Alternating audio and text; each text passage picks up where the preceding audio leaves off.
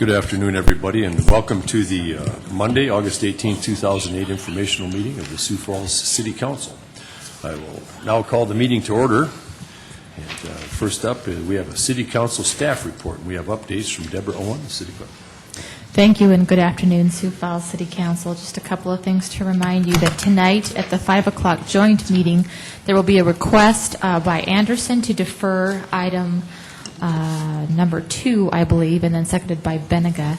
There are some citizens who wouldn't be able to attend that and would like to have time to address the council on that in the future. So there's being a request to defer that item. That's about it. I think most of the information I sent you in a memo, so I think I've covered it. Thank you. Thank you, Deborah. Any questions of Deborah?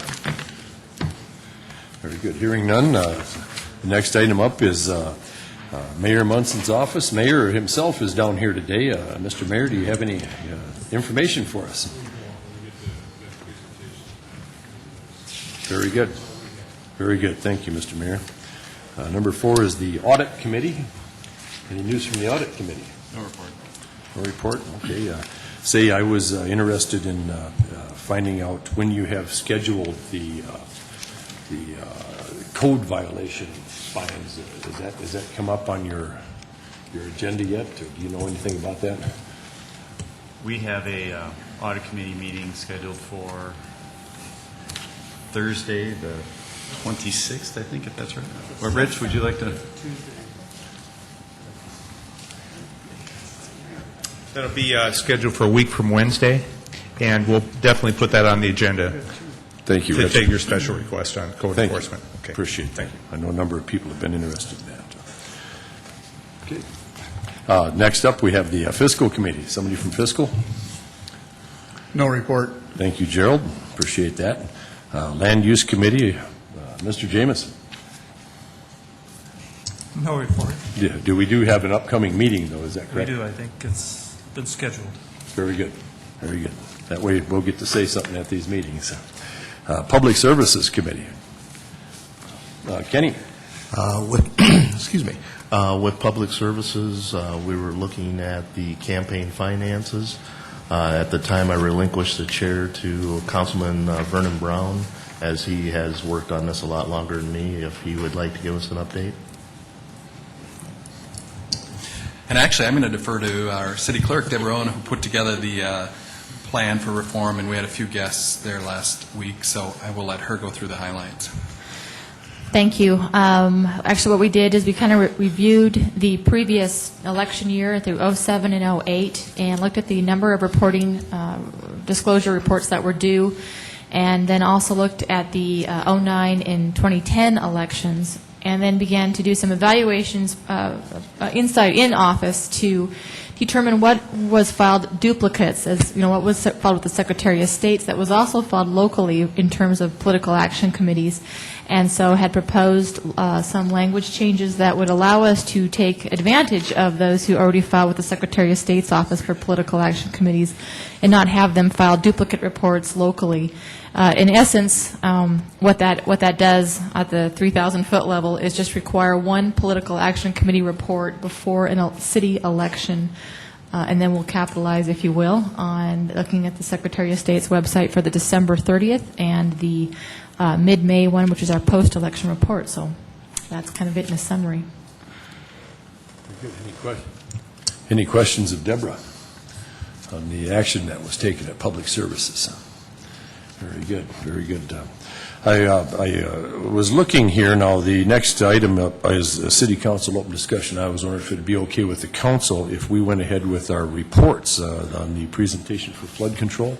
Does anybody have a problem with that? And then doing the open discussion after these reports are over. So, very good.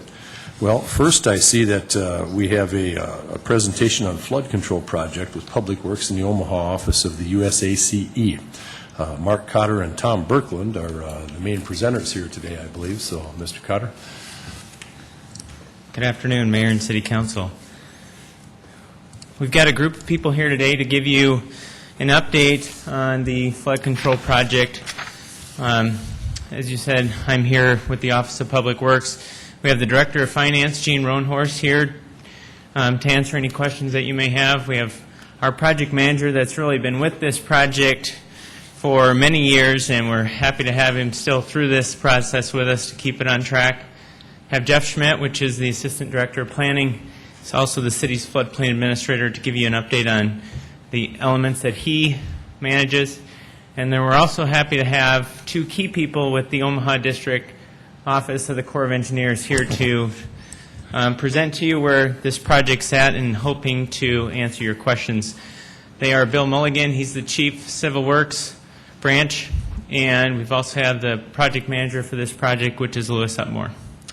At this point, we're going to take a short break, about 8 minutes. The GIS Engineering and Channel 16 have produced a video that gives you a sense of what makes up the Big Sioux River Basin and also what makes up the Skunk Creek Basin, gives you some history to that, and then once that's done, we'll resume.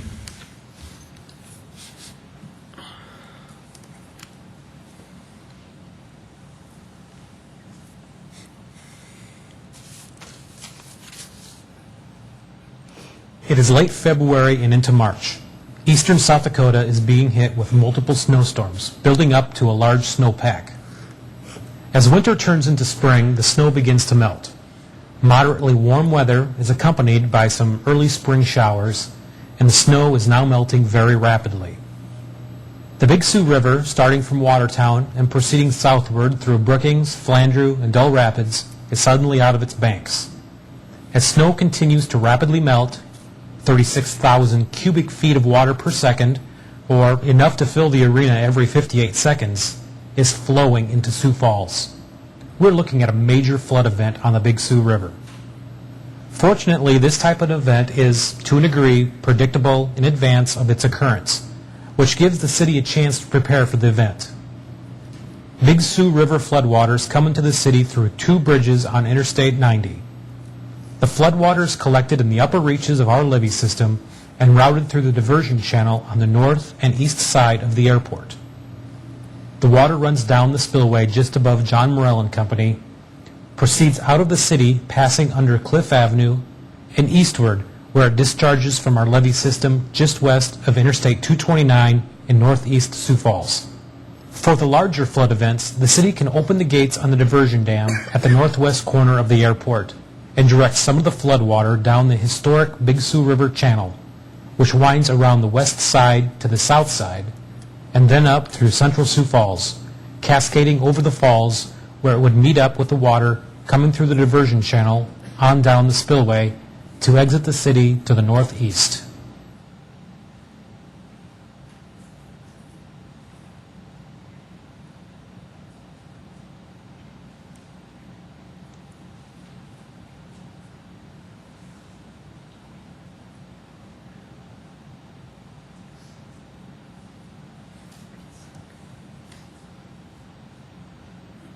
Now it is late May or early June. A large thunderstorm is inundated eastern South Dakota from Hartford to Madison. As the heavy rains proceed, water builds from Skunk Creek, spilling over its banks and flowing rapidly towards Sioux Falls. Water flow in the creek is building rapidly, and within a few hours it is flowing in at around 24,000 cubic feet per second. This would fill the arena in approximately 87 seconds. As the floodwater enters the city, it spreads out, flooding low-lying areas along Skunk Creek to where it flows into the Big Sioux River Channel, just east of the 26th Street interchange of Interstate 29. The floodwaters are topping the existing levee system and inundating the low-lying areas around Home Depot, Walmart, the Empire Mall, and Target. Floodwaters would also flow in and along the Big Sioux River Channel, inundating low-lying areas on both sides of the river from the Skunk Creek confluence to near the Arena and Convention Center. With the completion of work on the levee system along Skunk Creek from Marion Road to the Big Sioux River and along the Big Sioux River from Skunk Creek to Interstate 229, along with the construction of a flood control dam on the Big Sioux River just above the Skunk Creek confluence, these floodwaters would be contained within the levee system. The low-lying areas adjacent to Skunk Creek and the Big Sioux River would be protected. Floodwaters would no longer be able to flow northward from the confluence toward the Arena and Convention Center, as the dam would control this flow. From the early 1900s, the City of Sioux Falls has had systems to help provide protection from flood events. These systems include diversion channels and spillways to allow flood flows to bypass the city. For the most part, these systems did not stand up to major events that occurred, resulting in major failures in these systems. In 1952, as a result of major flooding on the Big Sioux River caused by spring snow melt, the City of Sioux Falls started working with the U.S. Army Corps of Engineers to develop a well-designed, more robust protection system for the city. The Corps would design the system to provide protection for a flood with 1% chance of occurring in a given year. With the Corps project, the major funding was provided by the federal government, with the city providing land for the system. Construction started in the late 1950s, with completion in 1961. At its completion, the system included over 27 miles of levee, a diversion dam, a weir, and a spillway with approximately 100 feet of fall. During construction and subsequent to the completion of the project, major storm events occurred on both the Big Sioux River and Skunk Creek. In 1957, a large rain event occurred northwest of Sioux Falls, resulting in the largest flood on record for Skunk Creek. In the winter of 1968 and 1969, many large snow events occurred in eastern South Dakota. In the spring, warm weather came with some minor rain events and resulted in the largest recorded flood event on the Big Sioux River. This flood event taxed the limits of the city's flood control system, with floodwater flowing at the very top of the levees. However, the levees did hold back the floods, protecting the city from catastrophic damage. Subsequent to these events, in the early 1980s, the city and the Corps decided to relook at the design of our flood control system. Unfortunately, with the original design of the flood control system in the 1950s, very little historic data was available for actual flood event flows on either the Big Sioux River or Skunk Creek. Only 5 to 10 years of data was available for the original design. As with any statistical projection, the accuracy of the projection is lower with less statistical data. With the additional years of data that the Corps had in 1980, including the floods of record, the calculation of the 1% chance flood resulted in much greater flows for both the Big Sioux River and Skunk Creek. With these increased flows, the Corps could no longer certify the levees to protect the city. This started the process to improve our levees so that certification could be provided and the land protected by the levees could be kept out of the National Flood Insurance Program's floodplains, as designated on published flood insurance rate maps. During the year 2000, work began on a 3-phase project to make improvements on the flood control system. Phase 1 included work on the spillway to raise the walls, as well as modifications and improvements to the levee across from the base of the spillway to improve the hydraulic design and reduce the force of the water coming over the spillway on that levee. In 2006, work began on Phase 2, which includes raising the levees in the southwest part of the city by approximately 5 feet, along with constructing a dam on the Big Sioux River above Skunk Creek, and raising 41st Street Bridge by about 2 to 3 feet. The dam on the Big Sioux River is to prevent Skunk Creek floodwaters from flowing north in the Big Sioux River channel and eliminates the need to raise levees on the channel from Skunk Creek north to Russell Street. At this time, the levees on both sides of the Big Sioux River from Interstate 229 to 49th Street have been improved in Phase 2. Work continues in this area. Phase 3 includes work on the levees above the diversion dam and along the diversion channel, as well as structural improvements to the diversion dam. The levee work will mainly be to improve the maintainability and as well as a slight rise at select locations.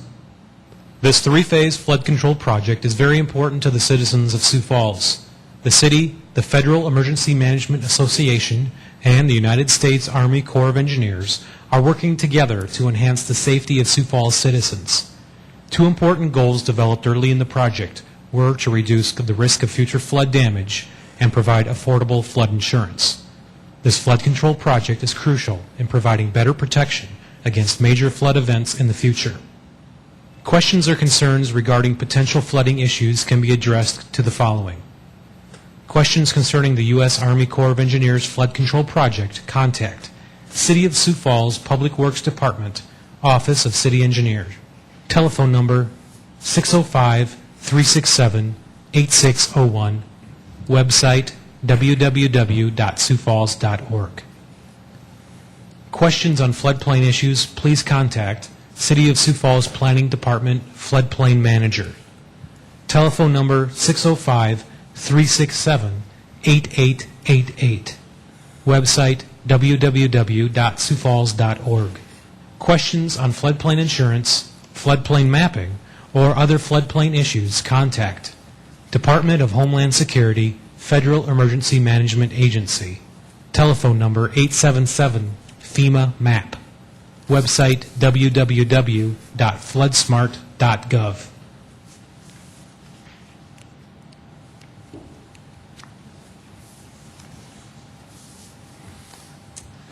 Okay, well, let's get started. We've also supplementing that video is we've got some more detailed information that will give you a sense of where the project's at from a design perspective, from a legislation perspective, from what's left from the city to do over the next period of time, and then last, Jeff Schmidt will provide an update to you on the floodplain administration.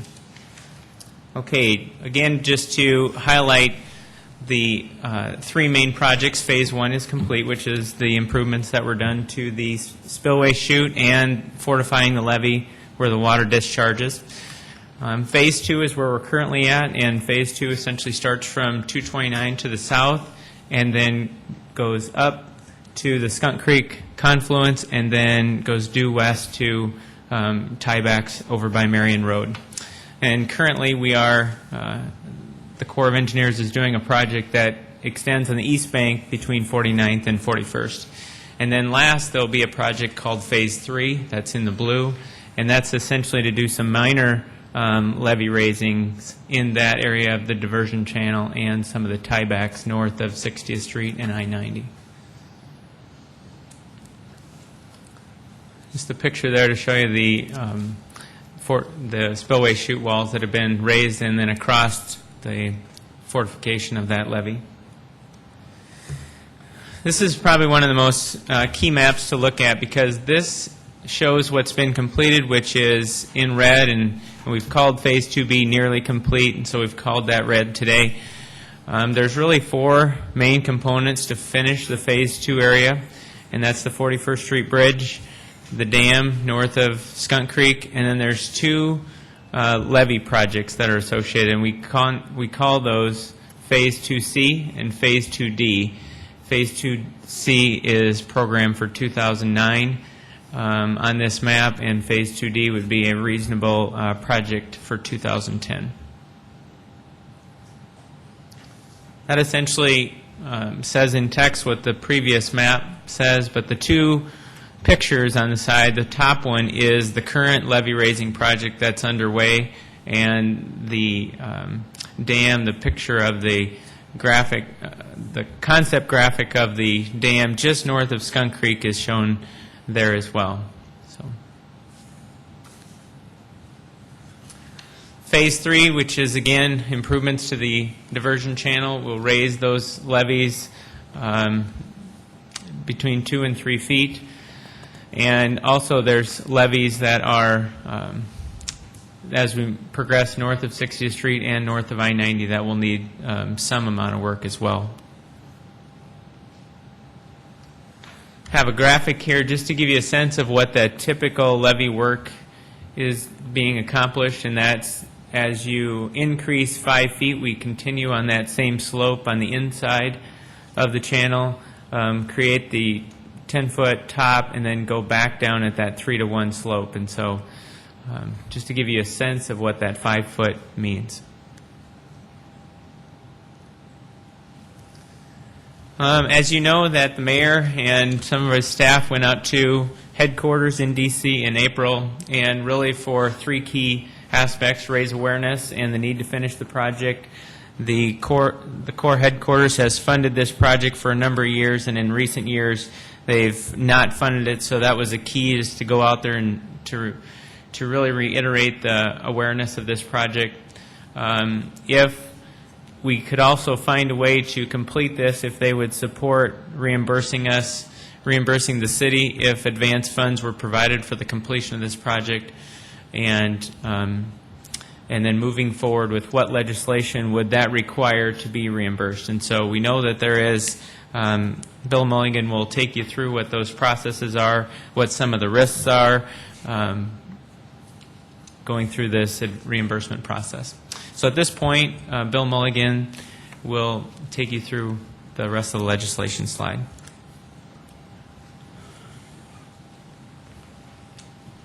Good afternoon. As Mark stated, the mayor and I was accompanied them, and Mark and some of the members of his team went up to talk to headquarters USACE. One of the unique problem here was the administration was not supporting this project. The current administration's their ideas of how to proceed on with the Civil Works mission that the Corps of Engineers does, and that's basically for like levees and dams, was to pick a very few projects. Congress has authorized numerous projects, to pick a very few and complete those, and the priority was based on cost-benefit ratio. Unfortunately, this project did not fall within the administration's cut line, and so this had not been supported by the administration for the last number of years. Fortunately, the congressional delegation here in South Dakota has supported this project. They've had congressional inserts that has helped us limp along. Unfortunately, the money has not been coming at a pace fast enough to get this project completed. That's why the mayor, I just promoted you, the mayor came up and tried to find a way that we could accelerate this and get this project completed. One of the options that came up when we met with headquarters USACE, and it's something that does happen sometimes, is a process which allows the sponsor, in this case the city is our sponsor. The federal government's portion is 75%, the city's portion is 25%, so you are a cost share partner. But it would allow the city to advance us funds to pay for the federal portion of the project. Now, the risk in this is, on an advancement of funds, the federal government is not required to pay back the cost share sponsor. So there is a risk here. We had met with, as I said, the delegation from South Dakota. They support this project 100%. They were willing, and in the next bullet you'll see, they were willing even to insert legislation in the Flood Insurance Reform Act that would state that the government will pay back the city, reimburse the city for any advancement of funds. Now, that piece of legislation has not passed yet, but it's still there on the books and waiting to be passed. I'm sure it will be after all the floods we had this spring. This is part of that an act that will help support the sponsoring those people as they come back from the floods. But anyway, that's where we are today. Is we came up with this process or an idea. We took it to the congressional offices. They supported it. The Corps' headquarters supports it. They're willing to push this on. Now, this process will have to go through. It's an application, and the city is, and I'll go over it in a little bit more detail on the next slide, but the city has put in a request. We are now going through the motions to get the advancement of funds authorized. It has to go all the way up to the Assistant Secretary of the Army for Civil Works, over to the Office of Management and Budget, and then it'll have to be approved by the joint Senate and House committee to allow us to do this. In essence, the administration as well as the Congress is a little leery of doing this, only from the standpoint it obligates them, or there's a sense there that there's an obligation in future appropriations to pay this money back. They don't have to, but you know they know that the thought process is there that will be paid back. And as I stated, Johnson and Thune have both pushed forward to put legislation in that would mandate that we could be paid back under that. Currently, under the next bullet there, the 2009 appropriation bill, we received only about $1.8 million in FY08 for this project.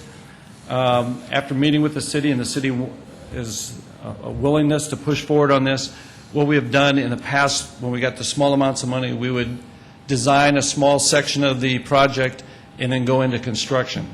What we've done now is, since we have a plan to try to fund this and move forward, we've taken the $1.8 million, we spent about $500,000 to complete the design of the entire project. So we'll be ready to move forward if we get this advancement of fund approved, plus any appropriations we get from Congress. Right now, the Senate, in the Senate bill, there's $4 million for this project in FY09. Nothing was placed in the House, but it looks very good that we will get that $4 million. Unfortunately, we're in an election year.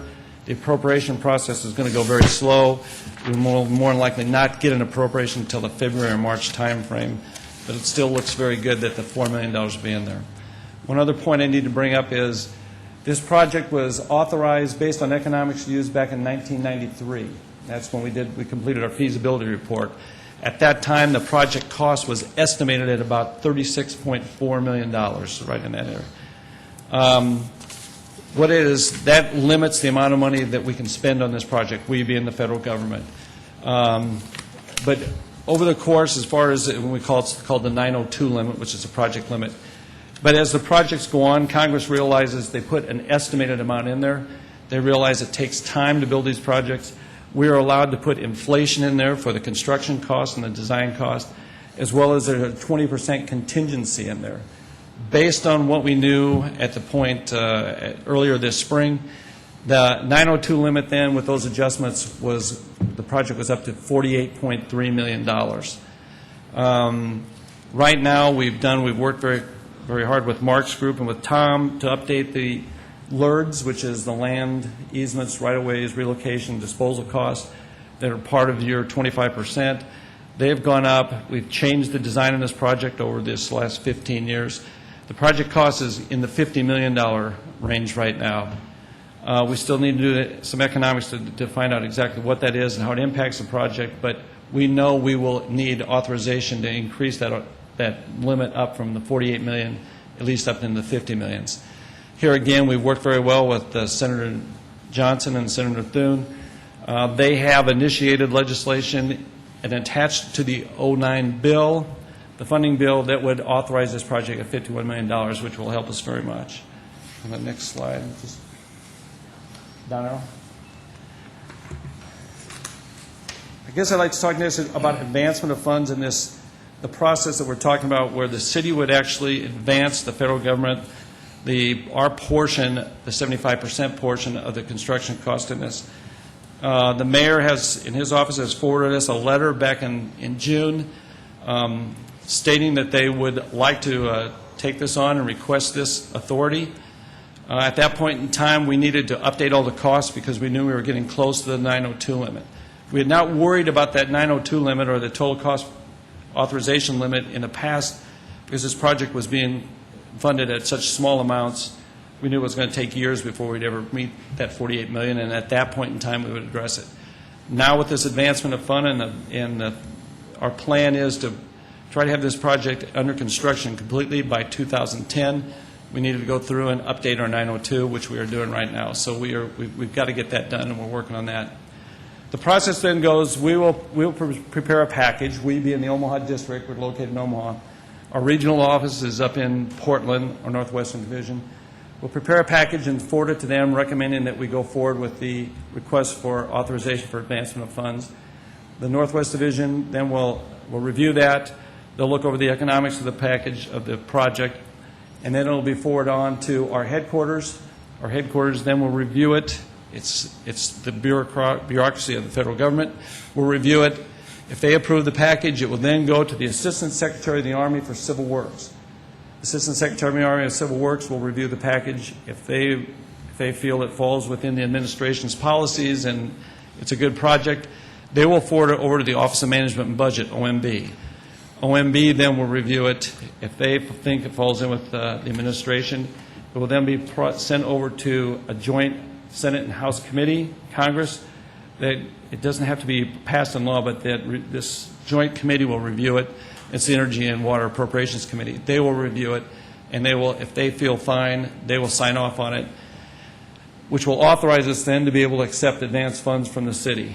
At that point in time, when it comes back to us, Then we have what we call a project cooperative agreement, which is the agreement that we signed with the city back about in 2000 or 2001, saying that we would the city would cost share with the Corps. We'll have to amend that cooperative agreement to include the advancement of funds and the new amount of money that would be, this project would be, with the revised authorization, how much your share would be, how much you would advance us, and how much would be accelerated on the on your sponsor side. And a new PCA would be signed. It's somewhat of a long process, but it's part of government. It's the way it has to go through. But we've got a plan in place. The city has been very good working with us. We've got great congressional support from all of your delegates, which means a lot. And I think I'm very positive, I have a good feeling that this process will go through and we'll be able to get through this. It will also provide you with the flood protection that you need for this city and allow you to protect a lot of commercial property as well as a lot of residential properties. Let's go to the next one here. As I already talked about the 902 limit and where we need to go on that, and kind of some of the reasons why it hadn't been updated up until now. Here again, that 902 limit there is proposed legislation in the 2009 Energy and Water Bill, which will allow us to go directly to an increased limit. We won't have to go through the whole process of requesting it. The Corps, we're not sitting back on our laurels. We'll have a co-path. We'll start doing the paperwork to get the 902 limit up, prepare what we call the post-authorization change report, but we're hoping that this appropriation bill, the language will stay intact there and it will be authorized before we even need to finish the whole report. I'd like to turn over then Lewis on the what we're planning, or to Tom, I guess, Tom, on finalizing the construction plans. We're done with phase one. We're in the construction of phase two. And where we're going with that, I'll turn it over to you, Tom. Say, Bill, Yes. would you mind, before we get too deep in Sure. here, I think probably have a few questions here that we'd Okay, like that's to fine. answer. Would you feel okay? Dr. Staggers? Yeah, it sounds like a very extensive process you're going to have to go through. Can you give us a guesstimation when this would be approved? I'd be glad, and it's a guesstimation. As I say, the first, we need, when I say we, the Omaha District, we're hoping to have our package done, and this is the request for authorization to have an advancement of funds. Have the package done to our office in Portland by the 1st of September. They usually require 30 days to review that. So by the 1st of October, they would send that on to our headquarters in Washington. They have at least 30 days, a minimum, and these are minimum times, 30 days for them to review. So by the 1st of December, they would be sending that package over to the Assistant Secretary of the Armies. Let's see, September would be for the division office, October would be for our headquarters, November would be then for the Assistant Secretary of the Army. So then on 1 December, that would go to OMB. Hopefully by the 1st of January, it would go then to the committees, and then the committees, I think, have 2 weeks. But we're talking the 1st of February before we'd know if we had the authority to advance funds or not. So that's 1 February. Then it takes about 2 months to get the PCA signed. So probably the 1st of April is an aggressive schedule to get that all done. So that's going to be under a new president, no matter what. That would be under a new president. You're right. That throws another monkey wrench into it. At any time, the assistant, and Mark and I talked about this before the meeting, the Assistant Secretary of the Army, Mr. Woodley, he's a political appointee by President Bush. He could either leave at any time. He hasn't indicated he's going to. It looks like he's going to stay until the end. But I know there will be continuity in that office. There is a career senior executive service, SES position person there, Claudia Thornblum, who will take over from him if he does leave before and it takes a while for a new appointee to come in. Claudia is aware of this project, and so we'll still be able to work with her and keep this thing. It will not be totally stagnant there.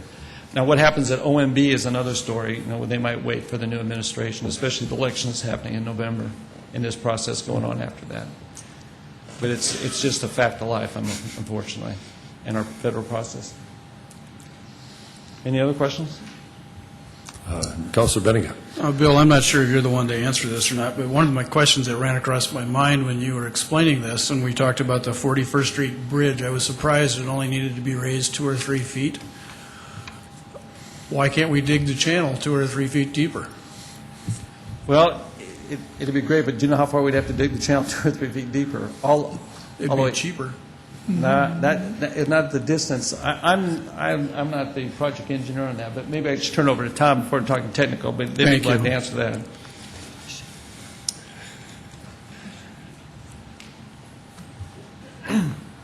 We have to provide, if you go back to that slide with the typical section on it, to dig deeper, we have to have that same width too, so I have to go down and out.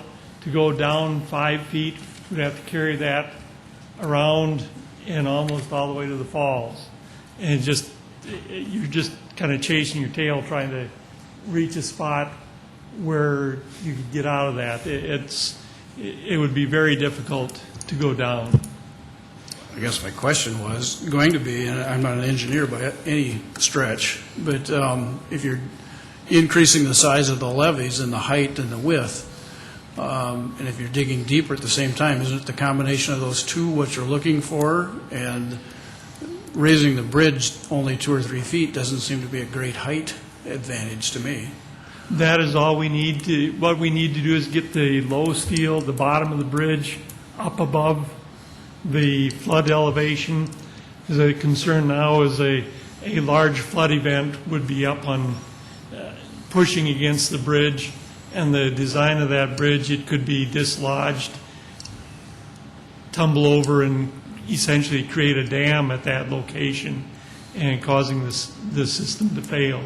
So to raise that 2 to 3 feet is a lot easier option than to try and dig down, excavate down. So it's not only the height of the bridge, it's the strength of the bridge to undercurrent flows, if you will, to withstand the Yes, water pressure. we have to have that clear space, the volume of water, the area below the bridge and within the levee, and right now we do not have that.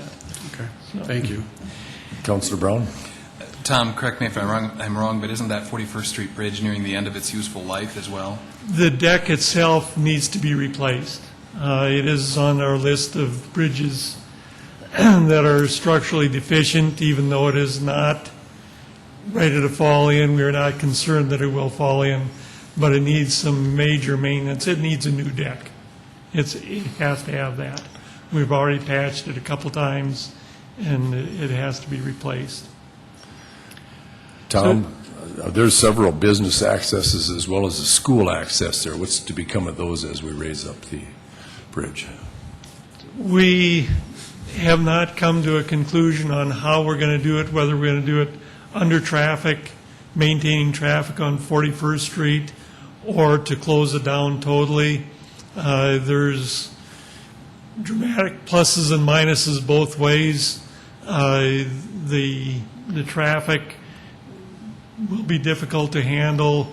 The length of time will be considerably longer, but we have to study that more before a decision is made on how to reconstruct the bridge, the process that we go through. Okay, you're talking about flows, I mean, keeping 41st Street open, basically. Yes, What I was yes. referring to is Oh. the accesses onto the businesses that are adjacent to the waterway.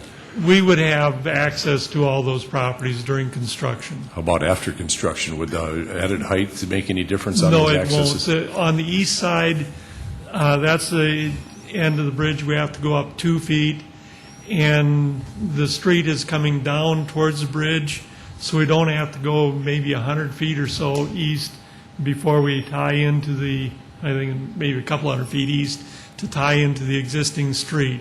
So we're not changing much to the east. To the west, we go to Westport to reconstruct, to get back down to that elevation. And so the businesses there, there will be access during construction. And after we're done, they'll pretty much have their same access points that they have now. we're trying to relocate some of them to better fit traffic and reduce conflict points, but the accesses will be there. Very good, thank you. Anybody else? Very good. Thank you, Tom. Okay, looking at projects and trying to get this done in the least amount of time as possible, the Corps said it's at the minimum a 2-year project. And so we're looking at what we can do in 2 years. The first year, we pretty much have to get out of the way of 41st Street construction, maybe go back to the map. And so what we're looking at is what we can do in 2009 to allow the contractor access to 41st Street, knowing that in 2010, with the construction of 41st Street going on, that access there would be severely restricted. And so that is somewhat why we split it in these 2 phases. That, and it happens to be evenly split with the dollar amounts. Personally, I think the 2009 project will take a little longer, would have a little cushion on that, because some of the work potentially could be done in 2010, but knowing that the access onto 41st Street would be very restricted. The 2010 project then would complete the dam, and then the north side of Skunk Creek from Big Sioux River out to the west side of Marion Road where we tie in, and then the south side of Skunk Creek from Interstate 29 out to just west of Marion Road where we tie in. This is contingent upon, we are looking at phases 2 and 3, bonding those projects, and then the 41st Street Bridge costs would also be in that bond, of what the City of Sioux Falls has to do. Then we have to finish up the right-of-way for phase 2. There's about 29 properties. We have acquired the easements on 27, and we're down to 2, and we are in negotiations with them, and I'm very comfortable that we will complete the land acquisition in plenty of time for the project. Going into the timeline then,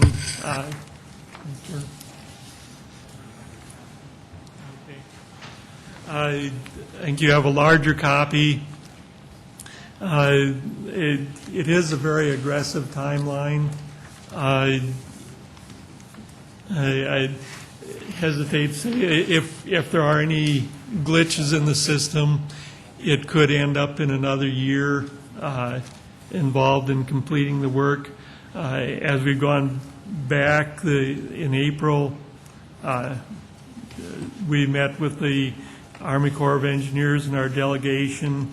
Since then, we've brought the decision to look at a bond ordinance, and we're aggressively progressing with the completion of the design of all the improvements, completion of phase 2 design, including the dam, should be done in the next couple of months, 3 months.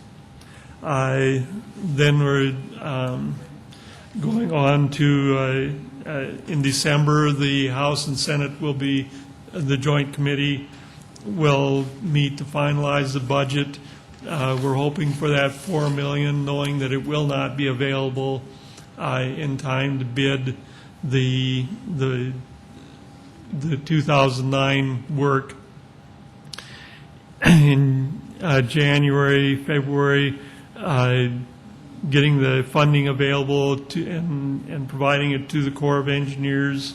This is all contingent upon the approval by the federal government. April, we're hoping the budget is signed, but at that time, we'd already be looking at our 2009 project. starting soon after that in June. Like I mentioned before, we're looking at that to be completed next year, but knowing that some of that may go into 2010. Then in September, we would advance the funds for the 2010 work and hopefully get that bid earlier, in maybe go out for bids in November so that we can get an earlier start in 2010 and have more time for construction.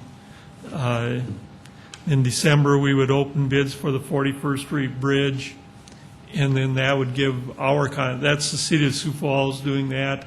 Our contractor then would have enough time to order materials and get everything ready.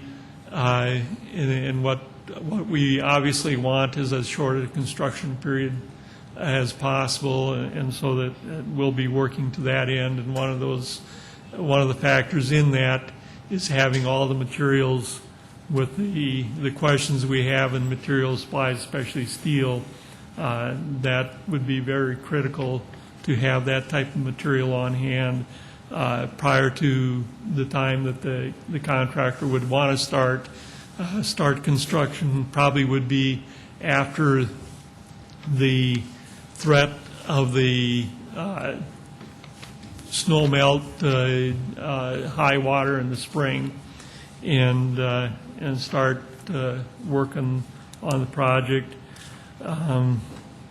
Then start of construction, so that it would begin in the March time frame. We're looking at probably completion of phase 2 in the June of 2010. Then August of 2010, advance funds for the November 2010 bid letting, which would be the phase 3 work. Bids open phase 3 and construction on that. The phase 2 work would be completed in December of 2010. And then, and maybe more importantly with that, following through on that, is that once the construction is completed, then the Corps of Engineers has to certify the levees. With the certification of the levees, they will submit the LOMA letter of map amendment, or LOMA letter of map revision, get these acronyms correct. And that would change our flood insurance rate maps to remove all those properties along Skunk Creek and the Big Sioux River from the floodplain. That process, the certification and the changing of the maps, probably will take a year. The bureaucracy, the process isn't as fast as I would like to see, but that's what I'm told. It will take about that much time. So with that, then obviously the completion of phase 3 work, a little bit smaller project, but a larger area, should be completed in 2011. Those levies would be recertified, and then our system would be complete. So, any questions on that? Questions to Tom? Mr. Staggers? Yeah, some time ago, we were briefed about the dam across the Big Sioux River, just near Skunk Creek, but they were suggesting maybe an inflatable dam. Whatever happened to that?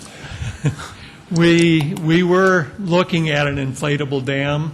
Bridgestone Rubber was the manufacturer. The dam that we required here was a relatively large dam. I think it was around 24, 25 feet high, inflated. Bridgestone quit making that model. They shut down their assembly lines, maybe a year ago or so, and so that is no longer an option. And so then we had to go to a more conventional type of dam. So we were hoping with that the visual impact would be a lot less, and you'd still see the channel looking upstream. With what we're going to now, we're trying to make it as aesthetically pleasing as we can make a concrete dam. But I just assumed there was a dramatic difference in cost, too? the concrete dam is cheaper than the inflatable dam. Oh, yes. So there is a savings involved with that. Councilor Costello. Tom, you indicated the timing of the, I guess, ordering the steel and everything that is crucial to shortening the time frame of the construction. Is that, would the city actually order the steel and some of those, long delivery time components prior to selecting a contractor? We would like not to, but that could be an option if as we get close to that time. It'd be better from our standpoint to have the contractor responsible for everything. But if it becomes critical, we certainly would be looking that as an option. Because I would imagine whatever we come up with, I mean, we'll have the plans. It's not a design build. No, right? We would know what it's going to be and that.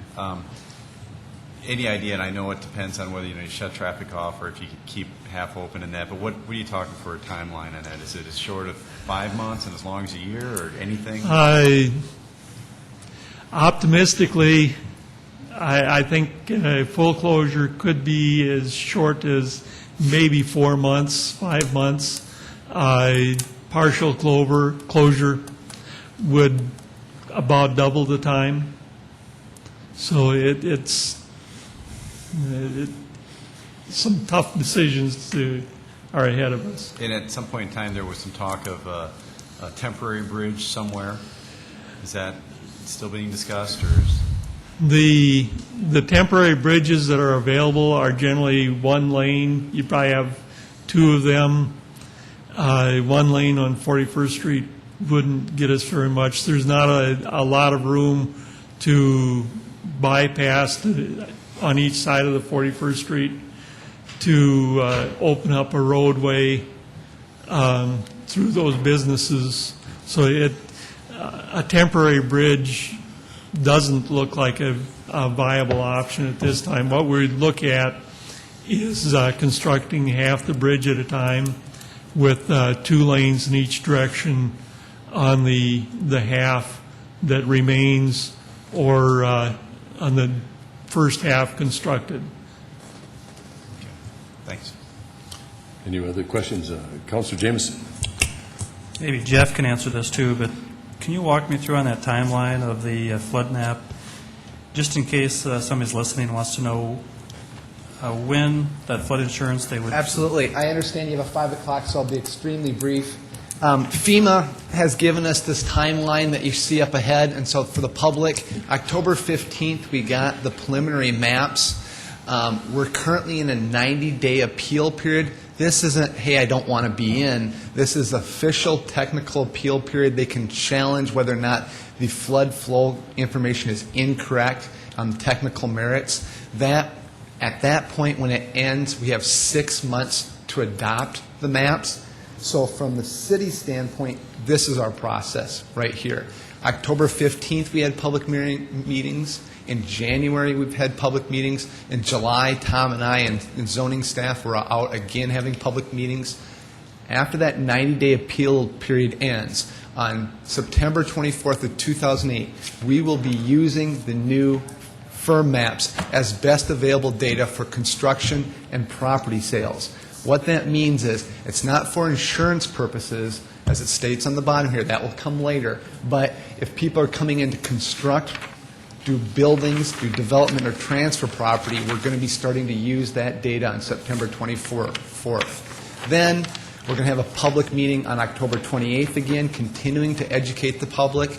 That 6-month process will go through, and City Council in February will have 2 public meetings here at Carnegie to look at the D-firms and adopt the D-firms. At that point, basically March of 2009, we will have the new flood insurance rate maps into effect.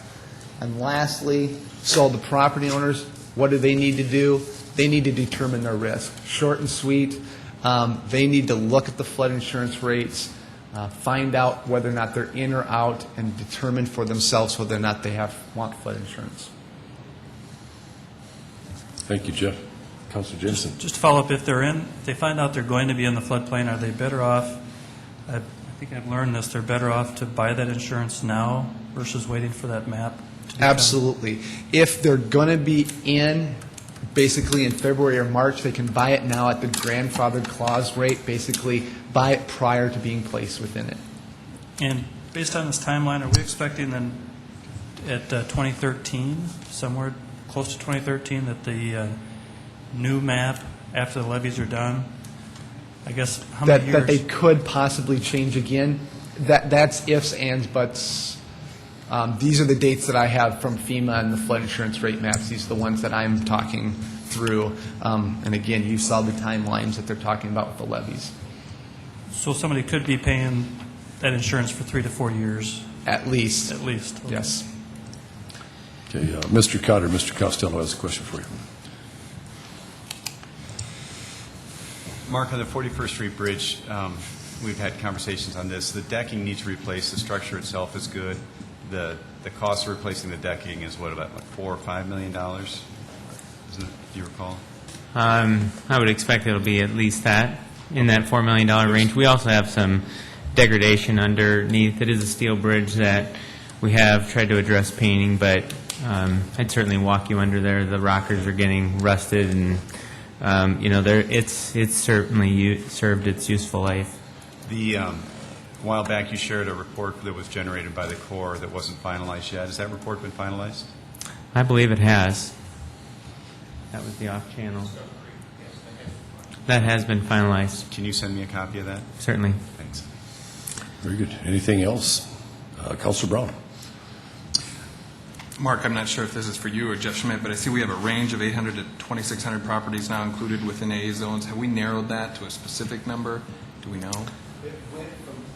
It went from 800 back in 1982 to 2,600 today. So we've added those additional properties with the new flood insurance rate maps. And do we have any idea what kind of dollars are flowing out of the community as a result of the FEMA insurance those 2,600 properties will have to do, and what the percentage is residential versus business? Yes, both planning and public works have put those numbers together, and Mark's been using those numbers when he's gone to Washington and worked with the Corps of Engineers. So we can get you those numbers so you can see those. Thanks. Anything else? Well, on behalf of the Finance Department, Planning Department, Public Works, and the Omaha District of the Corps of Engineers, which have been an excellent partner, thank you for your time. If you have any questions, you can certainly direct them to my office.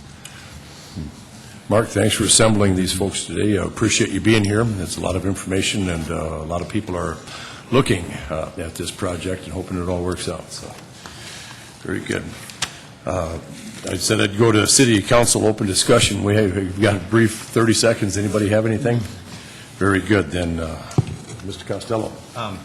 Since the mayor's here, I think we all received a complaint by a gentleman about some property, and I'm not sure who is taking care of it. Did you get this letter, the handwritten letter?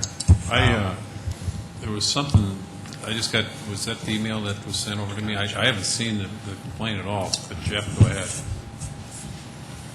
We got the gentleman's letter, and we got a phone call to Building Services about the same time. When we got the phone call from the lady, Ron Bell sent one of his housing inspectors out there. That was the first time our housing inspectors had heard from it, so we had an inspector go out there today. I did not follow up this afternoon to find out what he found, but we had an inspector go out there today. Will you let us know what shakeout? Absolutely. Thank you. Yep.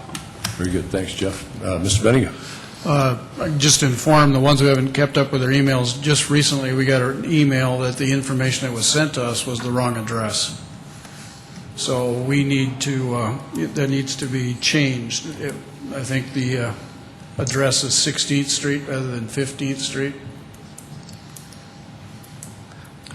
Councilor Anderson. That would be correct. I was out and about today and when the email came out, drove by the address that was reported and didn't see anything out of normal. Drove down the alley, though, and on 16th Street did find a couple properties there. So I think we'll have to take a look at what the actual address is. Very good. Anybody else? Anything else for the good of the order? Very good. Then I'd look for a motion to go into adjourn and go into the, do I need to do this with the county session? Or is that just to happen automatically, Mr. Mayor? Yeah, we'll call it back into session. Very good. I'm looking for a motion to adjourn.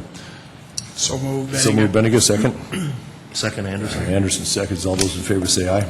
Aye. Ayes have it.